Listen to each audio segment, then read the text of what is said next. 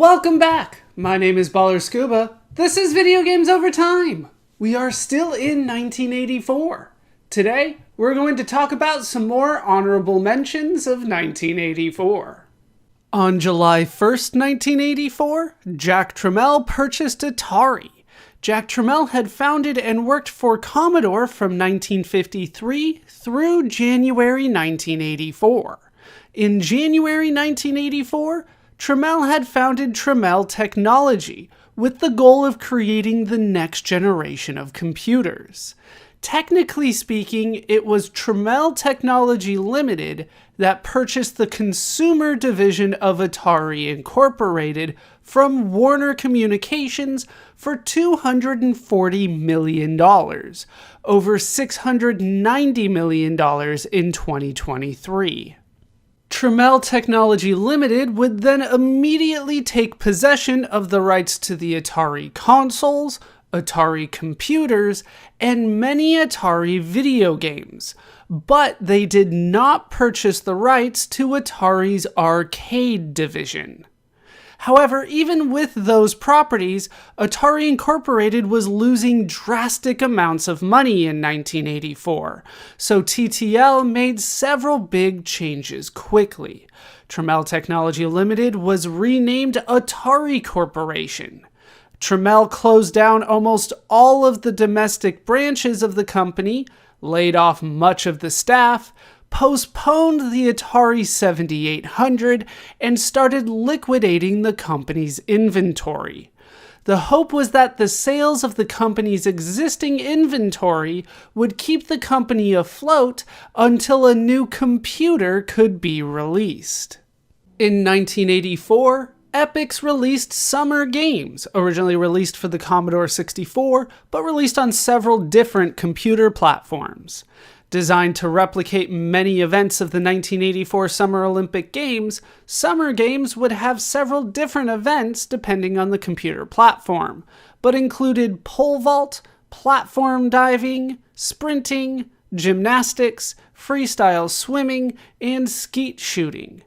The game would allow up to 8 players to play, or would allow the player to select which events to play, and even allow the player to practice specific events. The game would sell over 250,000 copies. In 1984, Stargate was ported to the Atari 2600 and computers. These ports of the 1981 sequel to Defender did not prove to be successful.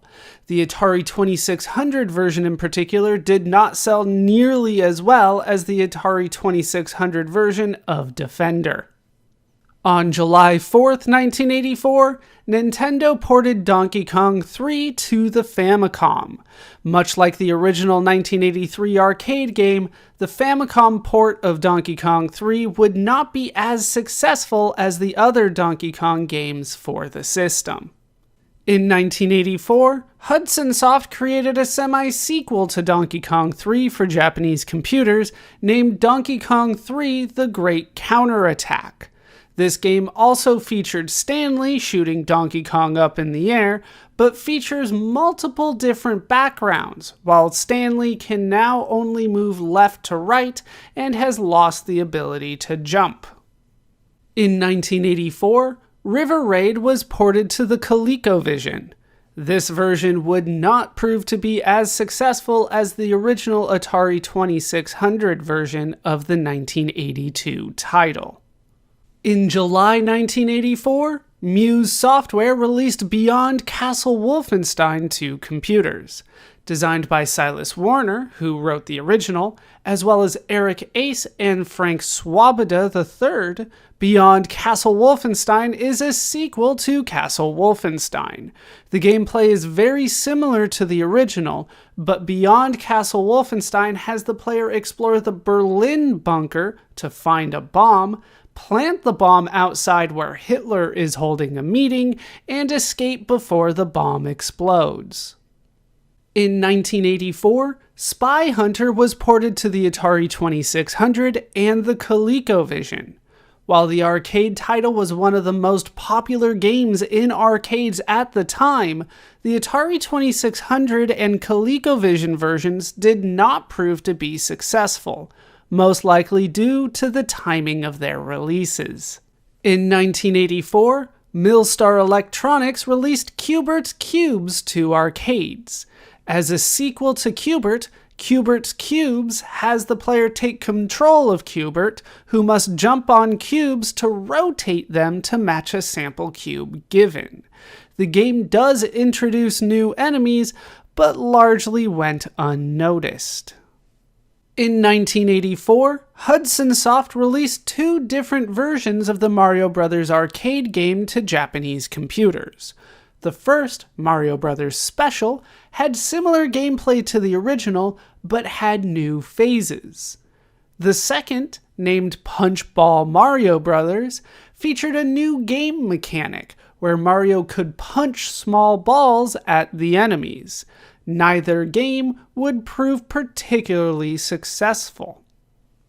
In July 1984, Irem ported Lode Runner to arcades.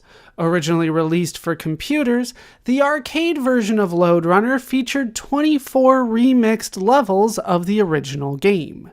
Added features for the game include the ability to hang from ladders and an improved enemy AI. The arcade port of the game would be popular enough to receive several different sequels of its own. On July 31st, 1984, Hudson Soft ported Lode Runner to the Famicom. This made Lode Runner one of the earliest third-party titles for the Famicom. This version of Lode Runner has 50 levels, scrolling screens, music, and a more cartoon-like style.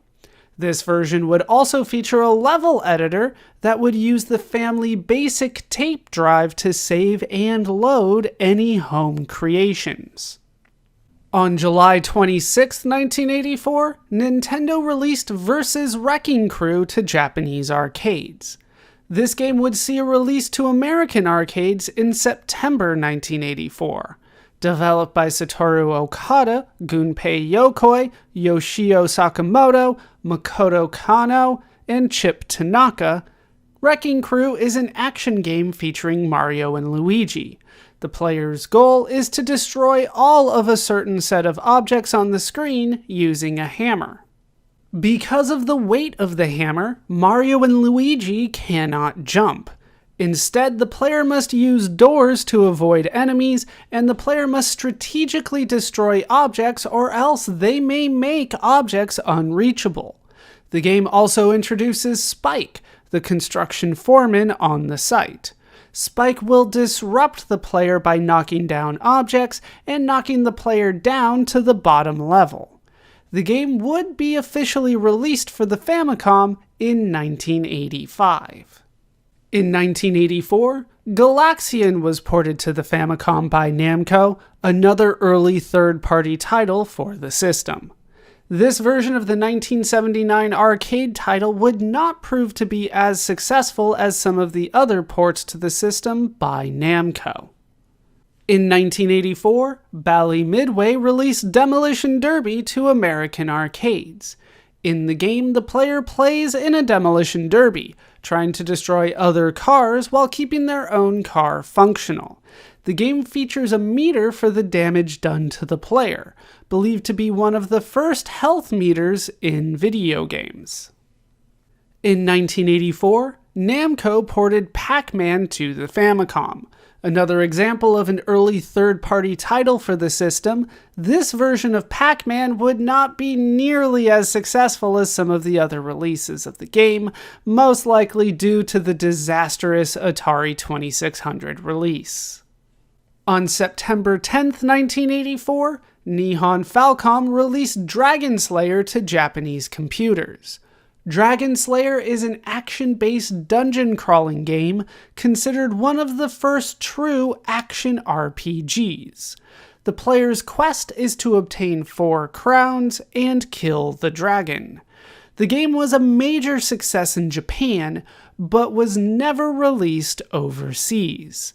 While the game is seen as a foundational part of the role-playing game genre, its gameplay is seen as something that did not stand the test of time. In 1984, Xevious was ported to the Famicom by Namco. This made Xevious another one of the early third-party titles for the Famicom.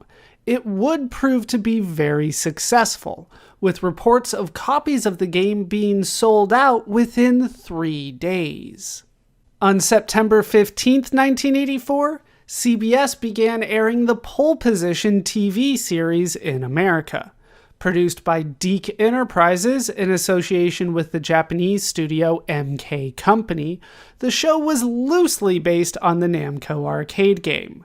It followed the Darretts, a family of stunt-driving crime fighters who had a traveling show known as the Pole Position Stunt Show, though this was only a front, and the group was funded by the United States government for their investigations. The show lasted 13 episodes, with the final episode of the series airing on December 8, 1984. Near the end of September 1984, Columbia Pictures shut down Millstar Electronics. Millstar Electronics was the new name for Gottlieb, who had created Q*bert. In October 1984, a management group purchased the pinball assets of Millstar Electronics, renaming the company Premier Technology. Premier Technology would continue making pinball machines under the Gottlieb name, but the company would only release one further arcade game. That will do it for some more honorable mentions of 1984. My name is Baller Scuba. This has been Video Games Over Time. Thank you so much for watching, and I hope to see you in our next video when we take our vegetables back.